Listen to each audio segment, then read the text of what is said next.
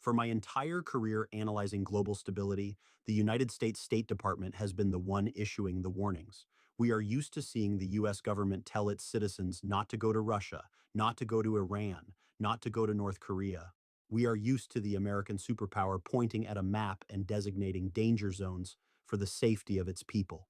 But I want you to look at what just happened on the northern border, because the script has been flipped.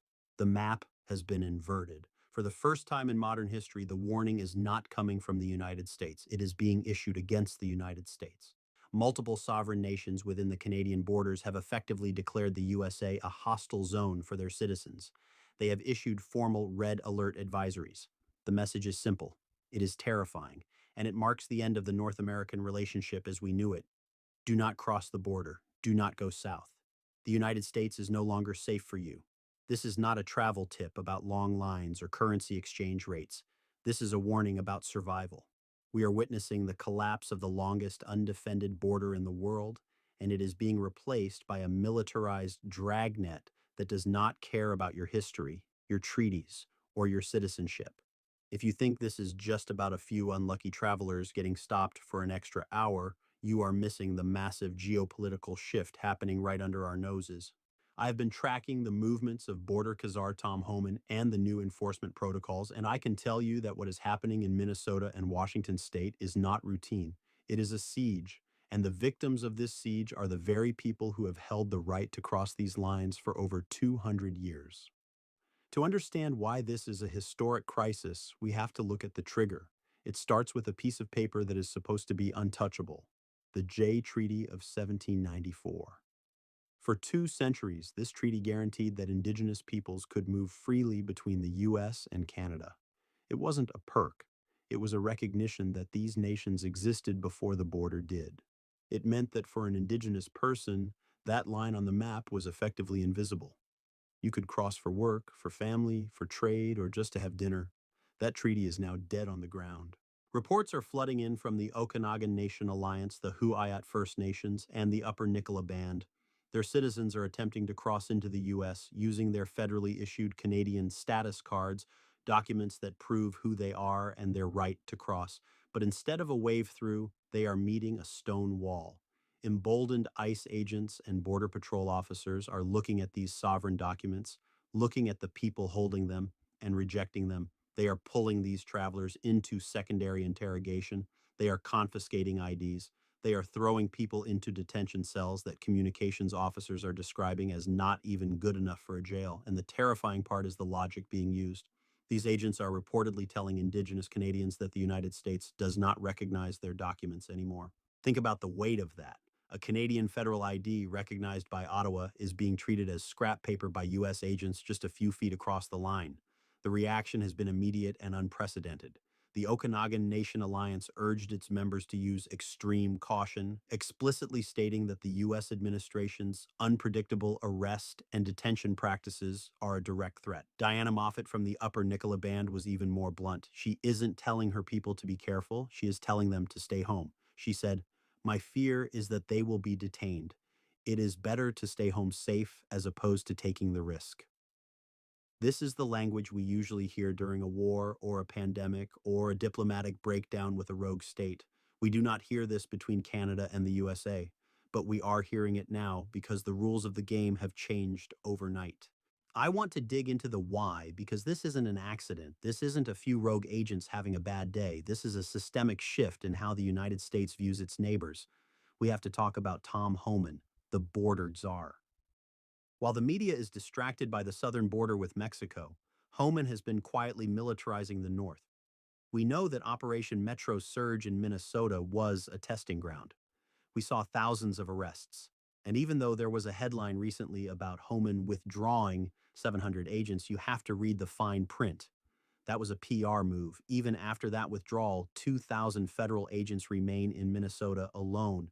That is a massive standing army for a border that is supposed to be friendly. These agents are operating under a new mandate. It is a guilty until proven innocent mindset. If you look foreign, if you present a card they don't like, or if you simply don't fit the profile of what they think a tourist looks like, you are a target. The most disturbing aspect of this new enforcement is the resurrection of blood quantum laws. This is something that sounds like it belongs in the 19th century, but it is happening right now at the border crossings in Washington and Minnesota. ICE agents are reportedly demanding that Indigenous Canadians prove they have 50% American Indian blood. This is a United States metric. It is not how Canadian First Nations define themselves. Canadian status cards do not list your blood percentage because that is not how citizenship works in Canada. But US agents are demanding it anyway. Imagine the scene. You are a Canadian citizen. You have your government ID. You have a treaty right from 1794. And an armed US agent tells you that unless you can produce a long form birth certificate or a letter proving your genetic blood quantum on the spot, you are an illegal alien. You are detained. You are put in a cell.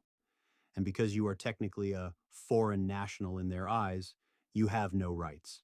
This is why the advisory was issued. The Huayot First Nations had to tell their people, if you are going to the US, do not rely on the Jay Treaty, do not rely on your rights. Carry a Canadian passport, pretend you are just a regular tourist. Because if you try to assert your rights, the US government will crush you. This leads us to the biggest loser in this entire situation. And it is not who you think, it is Canada itself. We are witnessing a humiliating sovereignty crisis for the Canadian federal government. A passport or a national ID card is the property of the government that issues it. It is a symbol of the state's power. When you hand that card to a foreign agent, you are protected by the weight of your government. But right now, the United States is taking Canadian government documents and saying, these mean nothing to us. In Ottawa, Ottawa is silent. The Canadian federal government is failing to protect the validity of its own citizenship documents. If a Canadian status card is worthless in the US, then Canadian sovereignty is being eroded in real time. When a superpower ignores your official documents, you are no longer a partner. You are a vassal state. You are a subordinate. The US is sending a message that they determine who is Canadian and who isn't based on their own arbitrary rules about blood and paperwork. The emotional toll here is devastating. We are talking about families being torn apart. We are talking about the erasure of identity. For these First Nations, the border is an artificial line drawn through their living rooms. They have family on both sides. They have cultural sites on both sides. The SIDXW and Lakapamux Assembly had to cancel their trip to the Celebrating Salish Conference, a massive cultural gathering, because it simply wasn't safe to travel. John Allen Jack, the chief of the Huayot First Nations, said it clearly. We expect the Jay Treaty is not always known or respected by ICE agents. That is a polite way of saying that the law enforcement of the United States has gone rogue. They are either ignorant of the law, or more likely, they have been instructed to ignore it in favor of border security. But there is a darker, more cynical layer to this. Why would the US government want to detain people who are obviously not a security threat? Why harass people who have been crossing for decades? Follow the money? The U.S. private prison complex is a massive industry. Detention centers get paid per head. A confused border is a profitable border. If ICE starts detaining Canadians and Indigenous people for illegal entry because they don't accept their ID cards, those people have to go somewhere. They go to detention. The contractors who run these facilities bill the federal government. It is a machine that needs to be fed. By expanding the definition of illegal to include Indigenous people with valid treaty rights, the system creates a new stream of customers for the detention industry. It sounds conspiratorial until you look at the sheer number of agents and the expansion of facilities in the northern states. They are building capacity. You don't build capacity unless you plan to fill it. And then there is the political optic. For the Trump administration and Border Khazar Homan, this is pure political dominance. They are tearing up international norms to show their voter base that they control every inch of the territory. It makes the US look tough. It sends a message that international rules, even ones as old as the Jay Treaty, do not apply to American soil anymore. They are showing that they can do whatever they want and Canada will just take it. However, there is a consequence that I don't think the US planners have fully calculated. They are looking at this as a security operation, but they are forgetting the economics. Border towns survive on this traffic. Small towns in Washington, Idaho, Montana, and Minnesota rely on Canadians driving south to buy gas, milk, groceries, and retail goods. These warnings effectively act as sanctions on U.S. businesses. When the Okanagan Nation Alliance says, do not travel, that means millions of dollars in revenue stay in Canada. We are already seeing reports of job sites closing and fear spreading in these communities. Diana Moffat mentioned that families are being torn apart, job sites are closing, the economic freeze is setting in. If this continues, the northern U.S. border towns will become ghost towns, but the federal government in Washington, D.C. doesn't care about a gas station in Blaine or a grocery store in International Falls. They care about the narrative of the Iron Wall. Now, I want you to look forward because this situation is escalating fast. The warning from the First Nations is just the canary in the coal mine. If the U.S. continues to enforce this guilty until proven innocent standard, we are going to see the paper wall expand. Today, they are rejecting Indigenous status cards. Tomorrow, what stops them from rejecting Canadian driver's licenses?